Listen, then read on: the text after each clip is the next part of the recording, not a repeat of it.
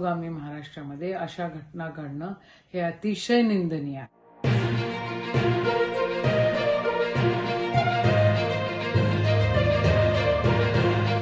नागपूरमध्ये जी काही घटना घडली ती अत्यंत धक्कादायक आहे। आपण महाराष्ट्र हा पुरोगामी महाराष्ट्र म्हणतो, सगळ्यांनी शांततेने घ्यायला पाहिजे। महाराष्ट्रामध्ये अशा घटना अत्यंत निंदनीय आहे। सरकारमधल्या मुख्यमंत्र्यांचा शहर जर जळत असेल तर याला काय अर्थ उरत नाही। छोटे छोट्या कारणावरून एक दुसऱ्यांना भडकवून नाही बंद झालं पाहिजे। मुख्यमंत्र्यांनी तंबी दिली पाहिजे, महाराष्ट्र जपला पाहिजे।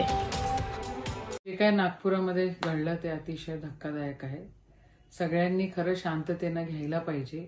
आपण महाराष्ट्र हा पुरोगामी महाराष्ट्र म्हणतो, या पुरोगामी महाराष्ट्रामध्ये अशा घटना घडणं हे अतिशय निंदनीय आहे।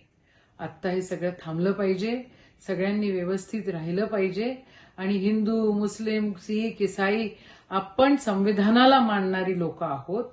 या ठिकाणी सरकारमध्ये बसलेले आदरणीय मुख्यमंत्री आहे, त्यांचं शहर जर जळत असेल तर मग त्याला काय अर्थ उरत नाही।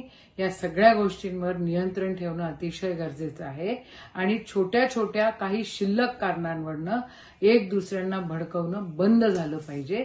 ही तंबी आदरणीय मुख्यमंत्र्यांनी सगळ्या कार्यकर्त्यांना पण दिली पाहिजे, सगळ्या नेत्यांना पण दिली पाहिजे आणि हे थांबवलं पाहिजे। बाबा, महाराष्ट्र जपा अशी माझी विनंती आहे।